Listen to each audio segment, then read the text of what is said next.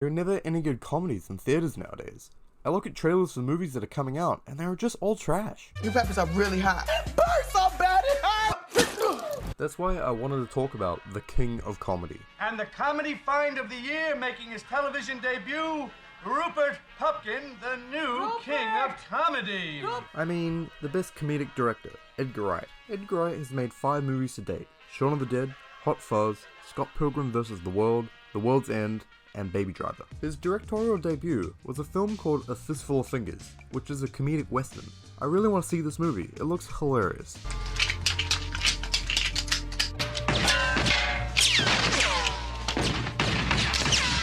But unfortunately, it only had a limited theatrical release, and I can't find any way to watch it. Wright apparently has recorded commentary for a Blu-ray release of this movie, which I cannot wait for. So I'm just going to talk about his 5 theatrically released films. He's made 2 TV shows, Asylum and Space, both shows starring Simon Pegg, who is in 3 of Edgar Wright's feature films. I haven't seen these 2 shows in their completion, so I'm not going to review them today, maybe in the future. From what I've seen of Space, it is pretty funny, but it has kind of a low level of production value.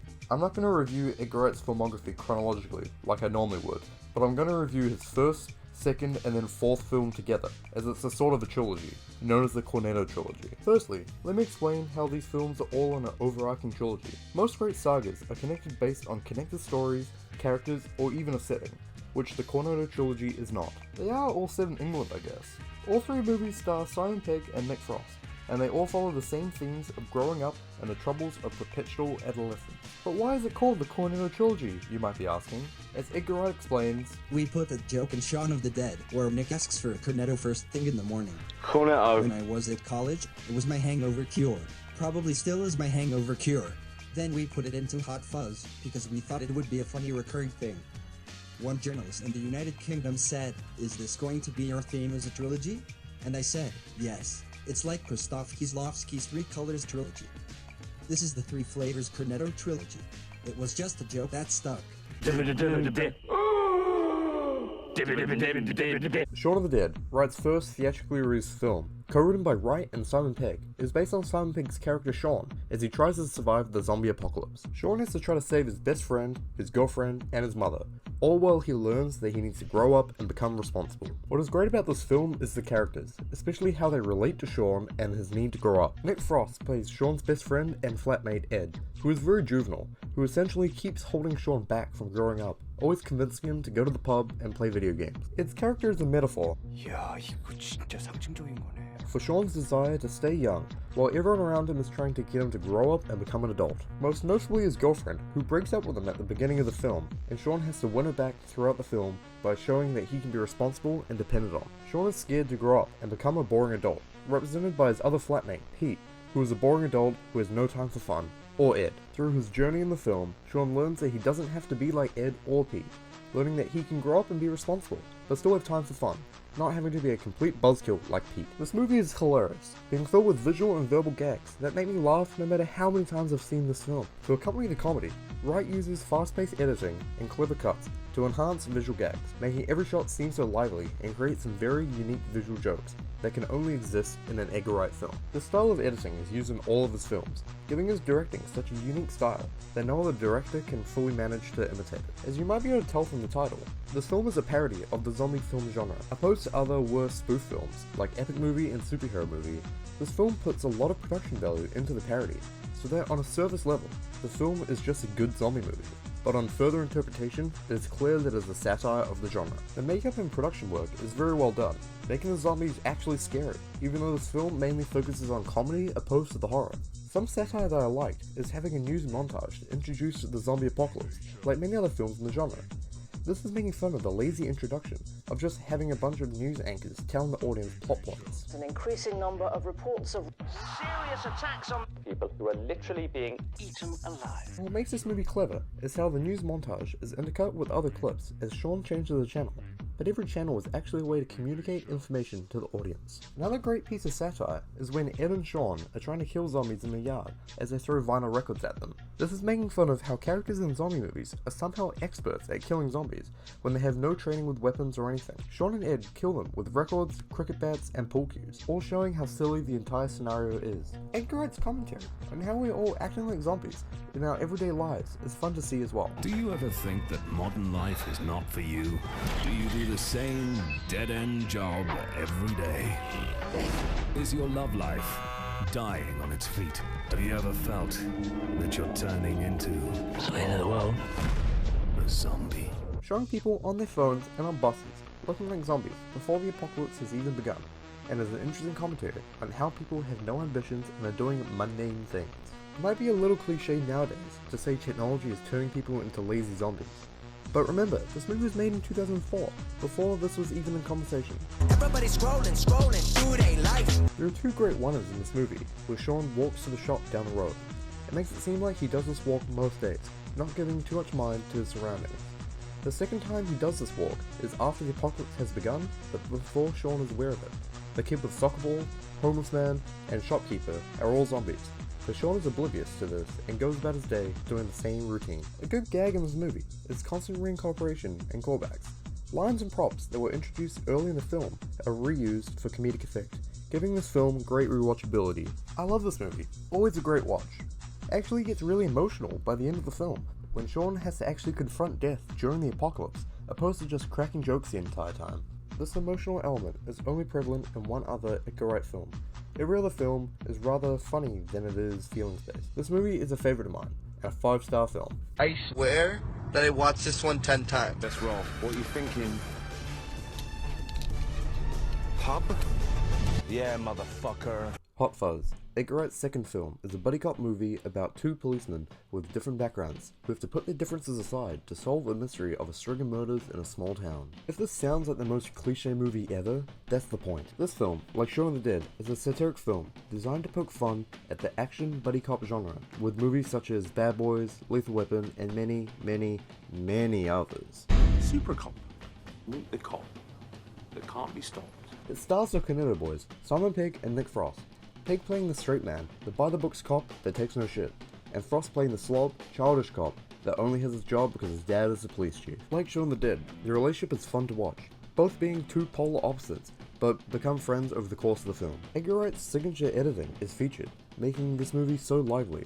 The fast-paced editing makes uneventful scenes such a treat to watch, making a train commute a fun watch, for example. Visual gags are a lot more prevalent in this film than in Shaun of the Dead, encouraging rewatches of this film, making it funnier every time you watch it. And even though this movie is a spoof of action films, it is still one hell of an action movie.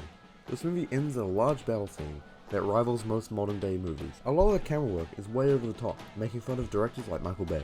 Edgar Wright liked to use this over the top camera work so much that he had police filling out paperwork, filmed like it was an action scene, making yet another mundane task hilarious. The small town that it was set in seems so real, full of so many characters that were so fun. Wright and Pegg spent a lot of time developing the supporting characters, so that the town will seem so lively and full of goings on that are separate from the plot. And then I think it was into, there you go, Sanford. Yeah. We're trying to figure out all the right, all the various professions of the village. Trolley factory, that never... There's quite a few things here. Yeah, the Chinese chip shop, that didn't make it in either. Oh yeah, we had an idea that they would also be fairly sort of xenophobic, and there wouldn't be, they'd get rid of a Chinese chip shop because it wasn't in keeping with...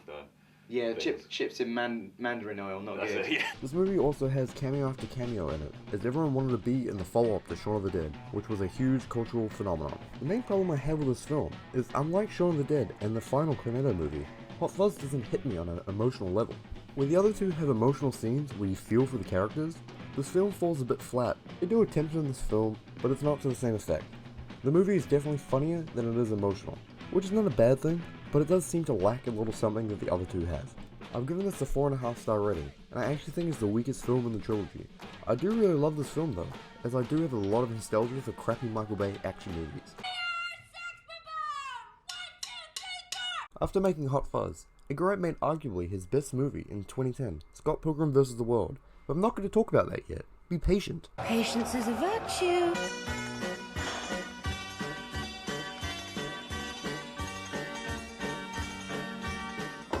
drinking beer pubs. Shall we? We are going to see it through to the bitter end, or lager end. After making Scott Pilgrim, he made his third and final Cornetto film, The World's End, in 2013. A lot of people actually consider this to be the worst in the trilogy, but they're all wrong. So welcome to the Correct Opinion Zone, where I tell you that The World's End is actually the best Cornetto film. Obviously, it stars Nick Frost and Simon Pegg. It is about a group of middle-aged, estranged friends who go back to their childhood town to complete a pub crawl of 12 pubs that they failed in their adolescence. But they find that their hometown has been secretly taken over by alien robots. Well, the word robot actually comes from an old Czech word, robotnik, meaning slave. And we're not slaves. We're very, very happy and not robots. Oh my god, are these guys robots? The movie is great. It's a relationship between Simon Pegg and Nick Frost's characters. It is my favourite in the trilogy. Pegg plays Gary King, who has never grown up and still considers his 20s to be the best time of his life. There's only one Gary King! While Frost plays Andy Knightley, who is a professional businessman who doesn't drink anymore because of a drunk driving accident him and King had when they were younger. Frost has always played the silly juvenile characters in the Cornetto films, but in The World's End, he is the straight man who juxtaposes with Pegg's character, who is still living in the past and can't grow up. The supporting cast is great as well, my favourite being Martin Freeman's character, Oliver Chamberlain, who they call O-Man, for his O-shaped birthmark on his face. Follow Gary King into almost certain oblivion. What's interesting about this film is it's not really a parody of anything like the other two Cornetto films. You can't sit with us! This movie's just doing its own thing. This may be why some people don't like it as much as the other two, I don't know. And this movie is just hilarious. Not only is the dialogue amazing, creating funny interactions in places where you wouldn't think it possible, but the visual gags are great to see as well. Every pub that they went to in the film has a name that foreshadows something that happens within, giving a sense of appreciation on a second watch, or in my case, a 50th watch. No matter how many times I watch this movie, I'm still finding funny bits to laugh at. I love the surnames of all the characters, King, Knightley, Prince, Chamberlain, and Page, all being medieval, like they're on some kind of quest, when in fact they're just trying to drink 12 pints in a single night. A very noble quest, I might say. And something that isn't really in the other two Cornetto films is this movie has awesome fight scenes. The choreography in the fight scenes are nothing that has ever been seen in the other two films, which makes this movie so unique. And as I said before, this movie is incredibly emotional, much more than Shaun of the Dead. It is all about confronting your past and forgiving people for their flaws. This emotion all stems from King and Knightley's relationship, and how they confront Gary King's refusal to grow up and stop living in the past. I'm known to cry from time to time when watching this movie. 5-star movie. Absolutely love it. I wouldn't recommend it as your first Cornetto film, definitely start with one of the other two, but this film is such a good watch. What is crazy is this isn't even my favourite Edgar Wright film. But this video is already a bit long, so I'm going to talk about his last two movies a little later. Now I'm gonna be like, I need you to smash that like button! You know what I'm saying?